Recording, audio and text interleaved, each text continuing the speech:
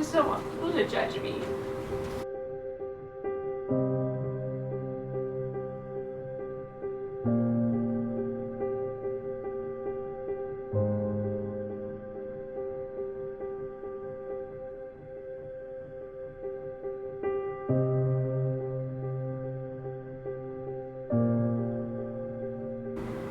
Hello my loves, thank you so much for tuning into this video. Before we get started, I just want you guys to know that there's going to be multiple trigger warnings in this video. As you guys can tell by the title, we're going to be talking about a very intense topic today, and this is very hard for me to talk about. So if you guys are sensitive to things like sexual assault, rape, or anything in the same crime, or even self-harm, I would just recommend that you not watch this video. I also want you guys to know that this is taking a lot of courage for me, so I just please ask that there's no negative comments. So all I ask in return is that you guys don't leave any comments that are like, I would have done this, or you should have done that, because unless you're in a situation that like I was in, it's really hard for someone to say something like that. So I'm going to be talking about two different incidents today, and these both happened when I was a child, and both of these incidents were from family members of mine. The second story that I'm going to talk to you about, I was highly manipulated. So again, this is why I'm just asking for respect on the comment section. I would really hate to have to disable that because somebody just can't control themselves and wants to say something ignorant, and I would rather the comments just be about supporting one another or if I can help you out. So like I just mentioned, both of my abusers were family members of mine, so to protect myself and my family members, I am not going to go into details on anything. I just feel like I don't really owe that to anyone, and the people that I did want to inform on all the details have all the details, and I feel like that's enough. And if you guys know me in real life and you start to figure out who these people are, I also ask that you please do not contact these people or even put their names in the comments. I have been doing so well ever since I came out and told my story, and I would just absolutely hate to have to relive that again because someone reaches out to them, and I just don't want to have to deal with that. So I'm going to just go ahead and tell you guys the first incident that happened. So both of these incidents took place in my abuser's home. So like I just mentioned, I have been sexually abused twice, and both times this was in my abuser's home, and I was a child in both instances. This first incident that I'm going to talk to you about, I was 11 years old, and this is around the time that my parents got divorced. If I remember correctly, my parents were dealing with a lot of issues, so my parents just needed time to work that out. So I was staying at this person's home pretty often, and sometimes I would even spend the night there. And my first memory of this person sexually abusing me, I stayed the night and I was sleeping in his room. And I was sleeping in his room and he was sleeping in the living room. And I remember he just came in and snuck in and he started to sexually abuse me. Since I was only 11 years old when this was happening to me, you guys have to realize that I was so lost and I was so confused why this person was doing this to me. And I just didn't know what to do because I'm 11 and I don't even know what sex is, and while this is happening to me, I surely started to think, okay, this isn't right, like this is wrong, and I didn't know what to do because I was so scared that I was in his home that I just felt uncomfortable like getting up and running anywhere, like I had nowhere to go. And I just remember thinking that I'm just gonna pretend I'm asleep. And I did this because I felt embarrassed and I felt really guilty. At the time, it made sense to me that if I pretended that I was asleep, then it wasn't real and it like wasn't happening because I wasn't seeing it. And I remember just being so scared of this person because he was just so much larger than I was. And this actually went on a few times, and each and every time it happened, I just started to get more and more scared. I also want to let you guys know that this person was bullied a lot throughout school, and I just remember that I felt really, really bad for him, and at that time I felt like that's something that I needed to do for him. And I know that sounds so fucked up and so weird, but that was just my mentality at the time because I felt so guilty that I was like, I need to do this, like I need to prepare myself and let this person hurt me like this because they had such a bad life. And so I let him And I remember the last time that he took advantage of me was one of the times that my brother was there with me at his house. And I'm sorry that I'm touching my hair so much, I just get really nervous and that's what I do, but my brother was there with me, and I remember his dad, we were all watching TV, and his dad comes into the room and he's like, okay guys, it's time to go to bed. And I started to panic. And my brother was like, I don't want to go to sleep. He wanted to stay up with this person. Obviously, he didn't know what was going on. And I remember like practically like begging my brother, like, please go to sleep with me. Like, please, please, please go to sleep with me. And so he finally agreed. And I was so fucking happy. Like, I was so relieved. I was like, yes, like, it's not going to happen to me tonight because my little brother's going to be there to protect me. And that wasn't the case. I remember, again, him coming into the room in the middle of the night, and I just remember, I didn't know it was him. Someone was like shoving me and like moving me, and I just kind of figured it was my brother because he would like move around a lot in his sleep. And I remember that I opened my eyes and I caught a glimpse of him, and I was just fucking mortified beyond belief. And that's when I completely felt powerless, and I felt so small, because at that time that just like proved to me that this person is going to do what they want to do to me, whether someone is there or not. And that fucking scared the shit out of me. And I remember like I was so desperate for help. Like I was like trying to like pinch my brother and like shove him and like push him under the blankets, that way he couldn't see. But I just wanted my brother to wake up so bad, that way he could see what was happening and like help me. But he wouldn't wake up. And thank God I heard my family member, another one of his family members, his dad, come down the hallway, and I was like, oh my god, okay, somebody's coming, like somebody's gonna help me. And he heard him too. So when he heard him, he like got off the bed, and I remember he was like trying to hide, so he was thinking that he was gonna hide under the bed. Before he could get there, his dad opened the door.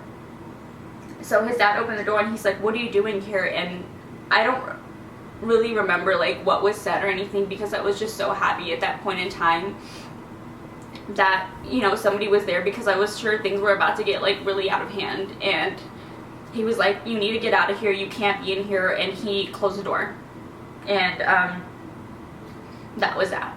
So no one actually knows that story in detail, except for my husband, which I told him yesterday, or he actually read it off my notes. And that's just because the story that really messed me up the most is the second story that I'm going to tell you guys. Again, this was also by a family member, but this family member I trusted a lot more. I trusted this family member with my life. So this is a family member where I felt like he manipulated me in a lot of ways, and he kind of brainwashed me in a lot of ways. So he did this for about 3 years, from the ages of like around 12 to 15. So it was like every time I saw this person, they would tell me about how miserable they were and how lonely they were. I also remember that this person would say very inappropriate things to me, and at times do inappropriate things.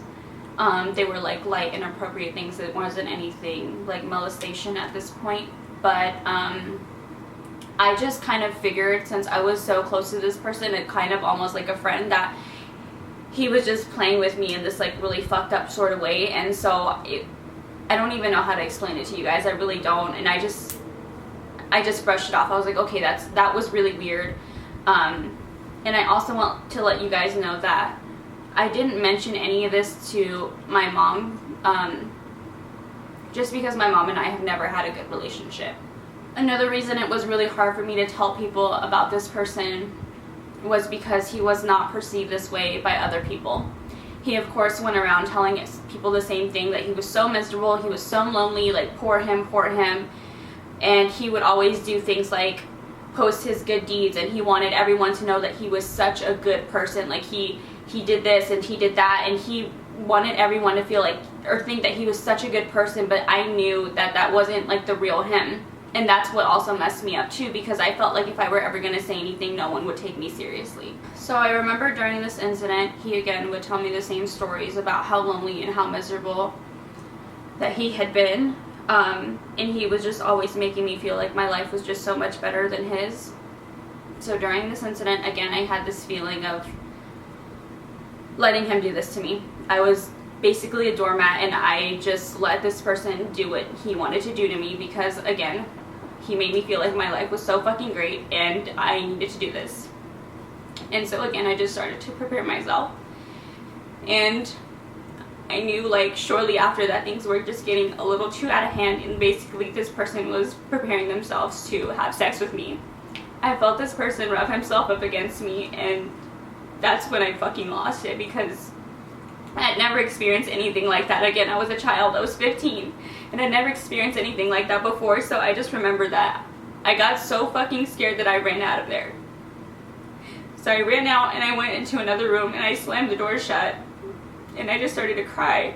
I was just crying and crying, and I remember that like my heart was like beating so fast, and like my mind was racing, and I was like hyperventilating, and like my I don't know, like my heart was pounding so bad that I really felt like I was about to pass out, because I was like, I can't believe this person just did this to me. Like, this person that I literally trusted everything with just took advantage of me like that, and it was so hard.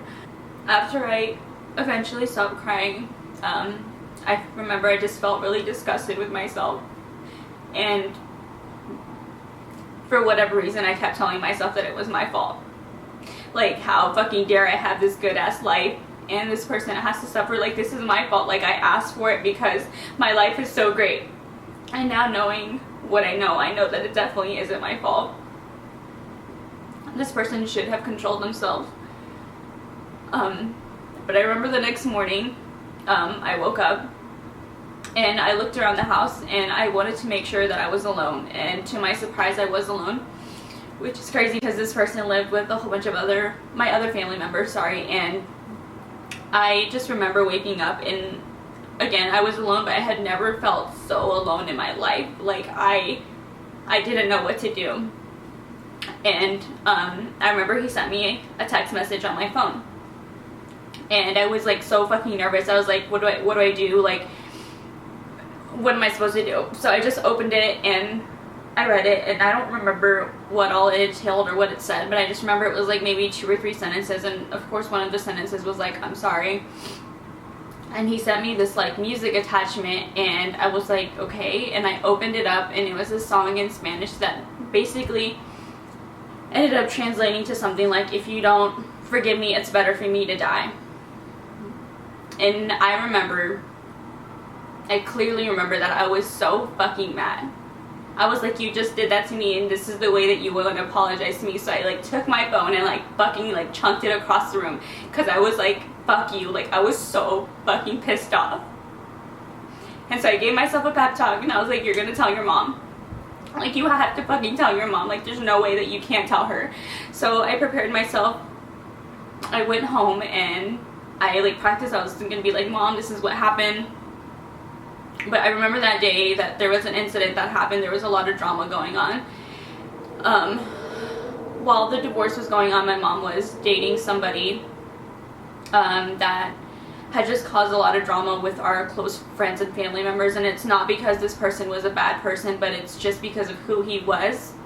And I felt like every single time I was ready to talk to her about it, a new problem had come up every single time. So I didn't talk about it. I was like, my mom has her own problems to deal with. I don't want to bring this upon her, and I can't tell his family because they're not going to believe me. There's no fucking way. So I just held it in, and I never told her. And I actually didn't tell her until maybe like recently, maybe last year. Another reason that I didn't want to tell anybody is just because I was scared of this person in general. I had seen what this person had done to other people, and I was just scared that this person was going to come after me. And I, again, just kept putting it off and putting it off and putting it off. So eventually I just ended up keeping this really dark secret to myself for a really long time. And since I had that on my heart very heavy and I never told my mom, I continued to go to this person's house, and it really messed me up every single time I was there. Dark secret that I wasn't ready to tell anyone, and I felt like it was never an appropriate time. I went through a lot of hard times growing up. I remember actually being very suicidal growing up, where I just wanted to hurt myself because I felt like no one understood and no one had time for me. Like, I just felt like my problems just weren't shit. Like, my problems weren't shit compared to everyone else, and what happened to me was stupid. It wasn't comparable to what my mom was going through, what any of my families were going through. So I'm like, this is fucking stupid. This is a waste of time for me to tell anybody, and I just held it in. And I remember one day, I couldn't handle it anymore, and I told my mom. And I told her, I'm gonna kill myself. And I was so sure of this, and I just remember my mom responding with, don't make a mess. And that fucking hurt. That hurt so bad because I wanted her to care, and I just felt like at that time, she didn't. I want you guys to know that my mom and I have been working on our relationship since then. But again, during that time, I just felt like no one was out to look out for me. No one was there for me. And so I remember the only thing that had made sense at that point in time was to turn to Christianity, or, you know, just a religion, because I wanted somebody to love me so fucking bad that I was like, this is where I'm gonna find all the answers. And this is not to like talk down on Christianity or anything like that. I'm just talking on my personal experience here. But during that time frame, it was just all fake. It was all completely fake, and I was just doing it again because I needed some sense of security, and I wanted something to believe in so bad. And I remember feeling this way and trying to be such like a church going person up until the age of 20, and until I came out and told my story, I'm like, that wasn't really the answer. It was something temporarily for me, and I'd probably fucking burn alive if I walked into a church or something. So like I just mentioned, sorry, I'm a fucking mess. So I was about 22 when I finally came out and started to talk to everyone about what happened to me. And the way that my secret came out was just all kinds of weird. So I remember that I was with my best friend at the time, and we were driving somewhere. I don't remember where we were driving to, and literally it came out. And I didn't realize what I had said until I saw her eyes. Like, I clearly remember, like, her eyes got really huge, like, really fucking huge, and she just looked at me, and she's like, what did you just say? And I told her again, and she just had this blank expression on her face, and I was like, oh my god, I just fucked up. Like, I should have never said that. Like, I was keeping it in for such a long time. Why the hell did this just come out now? And now, knowing what I know, I feel like it was just something that was holding on, something that was just on my chest for such a long time that it needed to come out because it was holding so heavy on my heart for forever. And I remember regretting saying it, and I was like, I just want to take this back. Like, why the fuck did that come out? And so we talked about it for a second. She was like, you have to tell Christian. And if you guys don't know, Christian is my husband. So I was like, okay. So I ended up telling my husband, and that's when he and I decided that it was time to tell my mom. And telling my mom was also very hard because I had never seen my mom cry that much and be that hurt. The last time I saw her cry like that was when my uncle passed away, and that was rough enough. So I just remember telling her, and her bawling in tears, and I just remember telling her, I'm sorry. Like, I was like, I'm so sorry that I brought this upon you. Like, I'm so sorry that I'm bringing you this problem and this issue. And she was just like, you don't have to be sorry. She's like, don't be sorry. It's not your fault. And I'm sorry. She's like, I'm sorry that I wasn't there to protect you, or I'm sorry that I didn't come off as someone that you could talk to about this. After that, we decided that I needed full closure, and I decided that I was going to confront my abuser, my second abuser, and we were going to talk to him. So we did, and we went, talked to him, and of course he fucking denied everything. Of course he would. Why wouldn't he? And then later he finally admitted it. And I just remember yelling at him, and I released so much anger, and I was happy that I did, because after I said what I needed to say, I didn't even let him talk. I got so much closure from that. I got so much fucking closure, and I was just so happy, and I was so relieved because all my family was there with me to protect me, and I was so happy. That's all I had ever wanted. After meeting with this person, he did offer to pay for therapy for me, and I went, and that also really helped me with all of my closure, and I was really excited about that. I don't really know how my mom and I got to this topic, but when I was telling her about the situation, she had ended up asking me if I knew of anyone else that had been sexually abused or may have been in the same, same situation that I had been, and I told her no. As far as I knew, I was the only one that was going through this. And right when I said that, I got this really weird instinct, or this thought even, that my cousin Priscilla was probably going through the same thing. And the craziest thing happened. 3 days later, my mom called me and she was like, hey, I just want to let you know that Priscilla came out and told her story, and she was also sexually abused by a family member. It wasn't the same family member, and it wasn't really who I thought it was, but it was just so crazy that my instinct was right. And I don't really even think that she knows that I thought about her during this whole time, but it's just really, really scary, and it's really intense to think that someone that I ended up growing up with had to go through something that I went through as well. I want you guys to know that Priscilla and I have talked about our stories, and we are so much stronger women now. We have beautiful families. So to tie in with that topic, that was kind of the whole point of me making this video. I just want you guys to know that you're not alone. If you're going through something like this, or you have gone through something like this, it is so important that you get closure on this, because things like sexual harassment, rape, suicidal thoughts, or anything just in that same category is something that people don't talk about, yet it's so common. And I feel like the reason that we don't hear about it too much is because there's just so much guilt that follows through with it, and even some embarrassment sometimes. But getting something like this off your chest is going to be the best thing that you can absolutely do for yourself. Healing is so crucial, and you need it.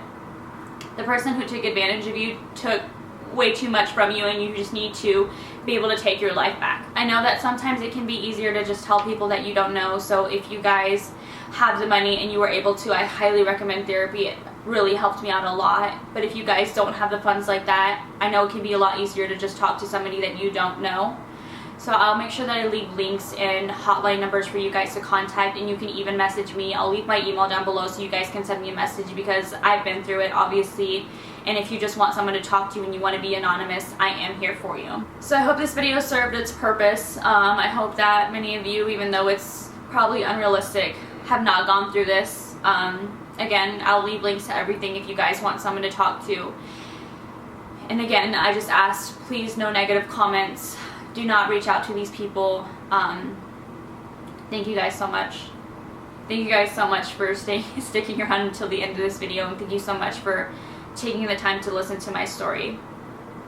Thank you for the love and support that you guys have always given me. I will see you guys next week. Bye.